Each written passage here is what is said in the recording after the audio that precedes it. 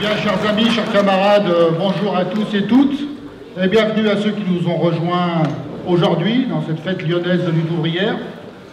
On a changé le lieu, mais nous avons conservé l'ambiance de cette fête fraternelle et autant d'occasions d'échanges et de débats dont on a beaucoup besoin en ce moment. En décrétant le pass sanitaire obligatoire cet été, Macron a fait une opération politique. À 8 mois de la présidentielle, il a voulu affirmer qu'il était un chef à poigne.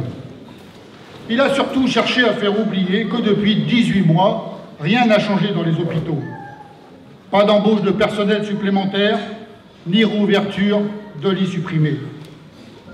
En imposant son pass sanitaire, il a créé un nouveau motif pour licencier ou suspendre sans salaire ceux qui refusent de se plier. Cela s'applique depuis cette semaine au personnel des hôpitaux et des établissements de santé, mais cela concerne des milliers de travailleurs dans beaucoup de secteurs. Cette loi sanitaire, elle donne des moyens supplémentaires aux patrons pour nous contrôler. Elle lui donne le moyen de pression supplémentaire sur la vie des travailleurs. Macron et les patrons veulent nous habituer à obéir pour nous faire trimer davantage. Eh bien, c'est la raison pour laquelle, même si nous sommes convaincus que la vaccination est un progrès qui permet de combattre bien des épidémies et des maladies, nous avons dénoncé ce pass sanitaire obligatoire et cette vaccination à coup de trick.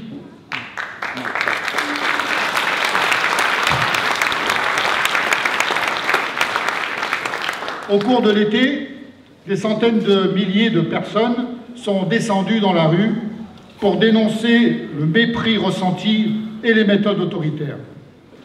Bien sûr, il n'y avait pas que des travailleurs dans ces cortèges, et il y avait beaucoup de confusion dans les revendications exprimées.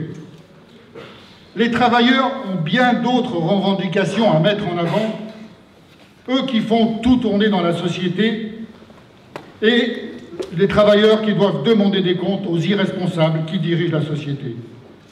Nous devons commencer par exiger des moyens dans les hôpitaux. Il faut recruter, former en masse et augmenter le salaire des hospitaliers.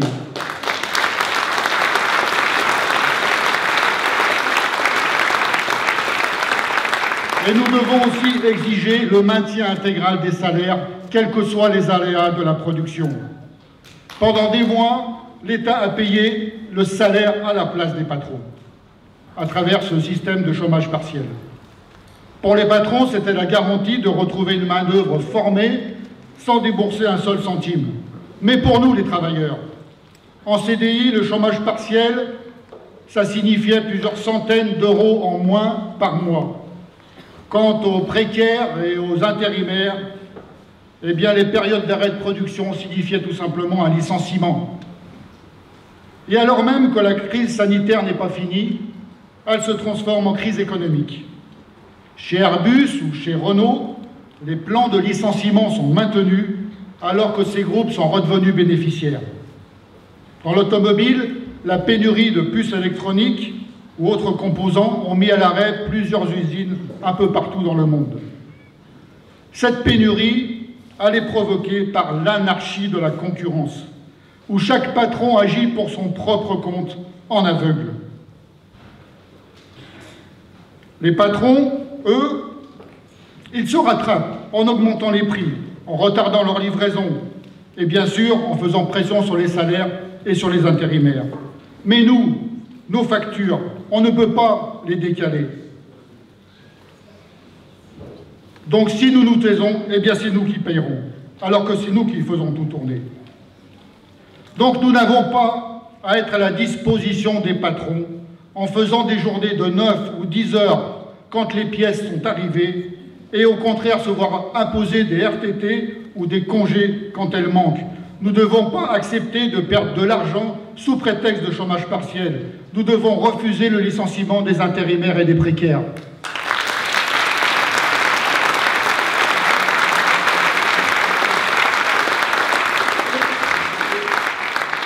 Ces pénuries, les manques de matières premières, la flambée des prix engendrés par la spéculation se traduisent par le retour de l'inflation. L'essence, le gaz, les loyers, les matériaux de construction, tous les prix sont repartis à la hausse.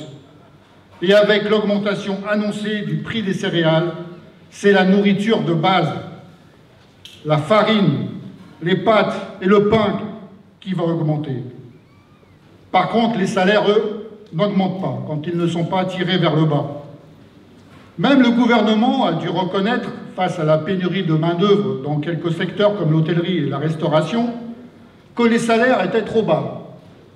Rassurons-nous, cet éclair de lucidité n'a pas conduit Bruno Le Maire à donner le moindre coup de pouce au SMIC, ni à contraindre les patrons à augmenter les salaires. Le SMIC, même après ces 34 € bruts d'augmentation annoncés, reste inférieur à 1 200 € par mois, à 1 300 € par mois, et on ne peut pas vivre avec ça. Et non seulement Bruno Le Maire n'impose pas aux patrons d'augmenter les salaires, mais la situation de nos salaires va être aggravée par la nouvelle réforme de l'assurance chômage, qui sera applicable au 1er octobre et qui va rendre plus difficile d'acquérir ou de recharger des droits au chômage. Pour beaucoup de précaires et de chômeurs, cette loi entraînera une forte baisse des allocations. C'est encore une arme donnée aux patrons pour tirer tous les salaires vers le bas, en leur fournissant de la main-d'œuvre forcée d'accepter des salaires au rabais. Et ce qui nous menace, ce n'est pas seulement une inflation à 2% par an, comme depuis 30 ans. Cette inflation qui grignote petit à petit notre niveau de vie. Ce qui nous menace plus clairement, c'est une crise comme celle qui frappe le Liban aujourd'hui, ou celle qui a frappé la Grèce il y a 10 ans. Alors nous, travailleurs, nous n'avons pas d'autre voie que de nous battre. Nous devons intervenir nous-mêmes pour une augmentation des salaires et leur indexation sur l'inflation réelle.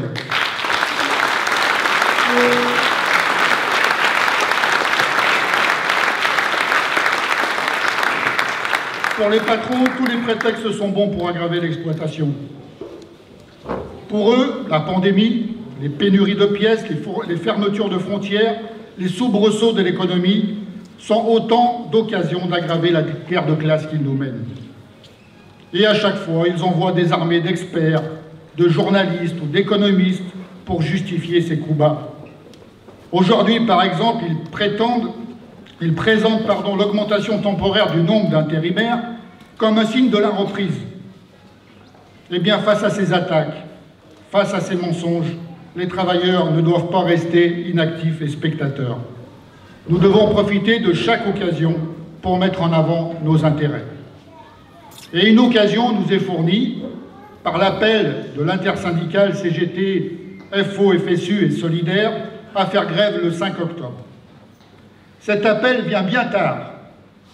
Il vient après un silence assourdissant des principales organisations ouvrières qui ont laissé les travailleurs révoltés par le mépris de Macron sans autre perspective que de défiler derrière des antivax ou l'extrême droite. Et cet appel du 5 octobre est noyé dans d'autres, catégoriels. Un jour pour la santé, la semaine dernière, un jour pour l'éducation, un autre pour les retraités. L'objectif de ces directions syndicales n'est pas de préparer une mobilisation unie des travailleurs, mais de montrer au gouvernement qu'il doit compter sur elle. Eh bien, malgré ces limites, nous, travailleurs conscients, nous devons nous saisir du 5 octobre pour propager autour de nous, auprès de nos camarades de travail, l'idée qu'une riposte collective face à toutes ces attaques est vitale. Et ce combat correspond aux intérêts de toute la société. Car la classe qui domine n'est pas seulement parasitaire, elle est aussi irresponsable et criminelle vis-à-vis de la société. Cette irresponsabilité n'a jamais été aussi choquante, visible dans tous les secteurs. Les chercheurs ont été capables de mettre au point un vaccin contre le Covid en un temps record. Les ingénieurs et les travailleurs de l'industrie pharmaceutique ont pu lancer sa production sans délai. Mais la moitié de l'humanité n'en a toujours pas reçu une dose. Car ces vaccins sont brevetés. Et dans cette société, avant de combattre une maladie, les vaccins sont destinés à rapporter des profits aux Big Pharma. Sanofi n'a pas encore réussi à mettre au point le sien, mais personne ne l'oblige à utiliser ses installations disponibles pour produire à prix coûtant les vaccins qui manquent tant en Afrique et en Asie. Et cette absence de vaccination peut-elle faire apparaître de nouveaux variants? Peut-elle prolonger sans fin la pandémie? Sanofi, Pfizer, tout comme Macron et Biden s'en fichent complètement. Car la recherche du profit maximal caractérise l'économie capitaliste depuis sa naissance. Et avec la pandémie, le règne du chacun pour soi et après moi le déluge a atteint de nouveaux sommets. Depuis un an, la fortune des milliardaires français a augmenté de 40%. Les GAFAM, les 5 grandes entreprises du numérique comme Amazon ou Google, dont la puissance s'est amplifiée avec le confinement et la pandémie, ont réalisé une moyenne de 5 milliards d'euros de bénéfices chaque semaine depuis le début de l'année 2021. Et à quoi ont servi ces milliards? À rien d'utile pour la population, ni à construire des hôpitaux, ni à construire des écoles ou des logements neufs, ou renouveler les infrastructures ferroviaires. Et on l'a vu cet été, un État aussi développé que la Californie, berceau de ces GAFAM richissimes, est incapable de faire face aux incendies qui sévissent année après année. Cela résulte du délabrement des installations électriques gérées par des compagnies privées, des pompiers sans moyens, de l'absence de système de contrôle ou d'alerte. Amazon est capable de prendre des commandes, rassembler puis livrer à domicile des milliards d'objets dans le monde entier grâce à ses logiciels ultra performants, mais la Californie est ravagée chaque année par des incendies que les autorités ne peuvent ni combattre ni anticiper. Voilà un résumé brutal du capitalisme. Les extraordinaires moyens de recensement et de planification développés par l'humanité ne servent pas à satisfaire les besoins en préservant les ressources de la planète. Ils servent à la détruire pour enrichir les Jeff Bezos et Elon Musk.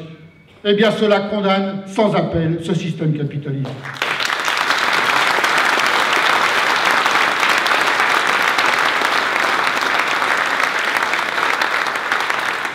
Et ce capitalisme, c'est encore et toujours la guerre. Le chaos laissé en Afghanistan par l'armée américaine en est le dernier exemple. 20 ans après son débarquement dans le pays sous prétexte de traquer Ben Laden et de venger les attentats de New York, l'armée américaine le quitte sur une débâcle. Elle qui prétendait apporter par les armes la démocratie et le progrès, a mis en place un régime corrompu et haï de la population. Après 2500 morts parmi les soldats américains, plus de 200 000 parmi les Afghans, les États-Unis laissent derrière eux une poudrière. La fraction de la population afghane qui a cru aux promesses occidentales et qui a lié son sort au régime pro-américain est aujourd'hui abandonnée aux talibans. Les femmes se terrent sans savoir si elles pourront poursuivre leurs études ou simplement sortir sans un chaperon. Quant à la majorité des Afghans, dans les villes de province ou à la campagne, ils restent plongés dans la misère. Eh bien, ce qui se passe en Afghanistan doit nous servir de leçon. Car si la France a joué là-bas qu'un rôle secondaire derrière l'armée américaine, c'est elle qui est à la manœuvre au Mali et dans la zone du Sahel. Pour défendre les intérêts de Total, Areva, Bolloré et compagnie, le gouvernement français joue aux apprentis sorciers en déstabilisant cette vaste zone du Sahel. Eh bien, nous devons condamner ces interventions militaires. Nous devons empêcher les gouvernements d'agir en notre nom. Troupes françaises hors d'Afrique.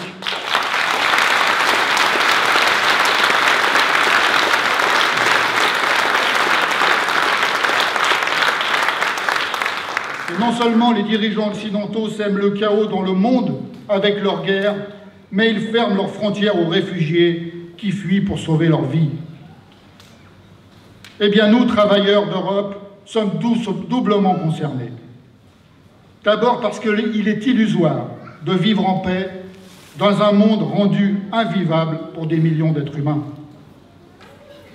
Et puis parce que les milliardaires au profit de qui on opprime les peuples des pays pauvres sont les mêmes qui nous exploitent et nous appauvrissent ici. Les victimes de l'impérialisme qui frappent à nos portes ne sont pas des ennemis, mais des alliés, des frères et des sœurs de combat. La première chose à faire est de leur tendre la main. C'est pourquoi nous revendiquons la liberté d'installation, la liberté de circulation pour tous ces migrants, tous ces réfugiés, qu'ils fuient la guerre, la dictature ou la misère.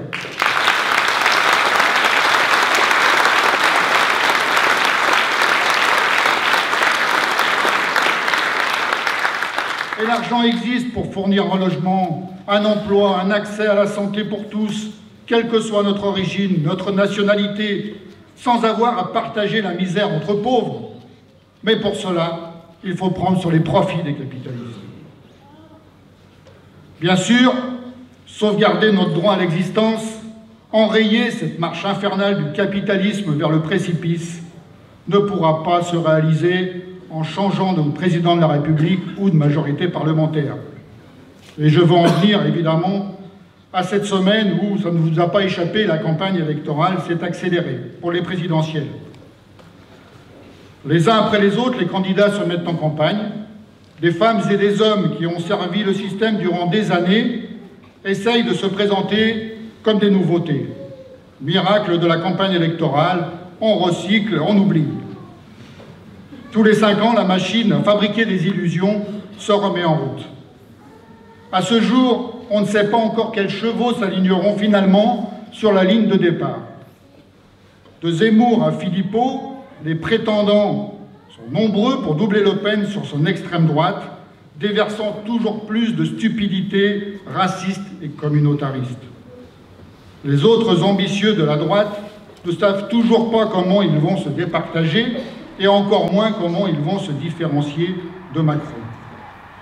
À gauche, Hidalgo, Mélenchon, Roussel, Montebourg se sont déclarés, tandis que les politiciens à la casaque verte espèrent que chaque nouvelle catastrophe climatique vienne leur servir de marchepied vers les salons dorés du pouvoir. Chacun vise sa part du marché électoral en espérant mordre sur celui du voisin. Ils sortent tous de leur chapeau quelques mesures qu'ils s'empresseront d'oublier une fois élus. Eh bien, les travailleurs ne doivent pas tomber dans ce panneau. Il n'existe pas de bon candidat susceptible de mieux gérer le système capitaliste. Celui-ci ne fonctionne bien que pour les riches. Il ne peut engendrer autre chose que la concurrence, les crises et le pillage. Il nous condamne aux guerres, à la destruction de la planète. Pour enrayer cette machine infernale, pour changer notre sort, pour mettre enfin les immenses moyens de recensement, de production et de transport au service de la collectivité, il n'y a pas d'autre voie que d'arracher le contrôle de la société aux capitalistes qui décident de tout. Seuls les travailleurs eux-mêmes, parce qu'ils sont indispensables, parce qu'ils font déjà tout tourner, parce qu'ils n'ont pas d'autre intérêt à défendre, peuvent réaliser cette transformation. Mais nous ne le pourrons pas par un bulletin de vote, mais par des luttes, par des mobilisations, en retrouvant confiance dans notre force collective. Et c'est pour affirmer cela que Nathalie Arthaud est candidate aux élections présidentielles. Votez pour elle.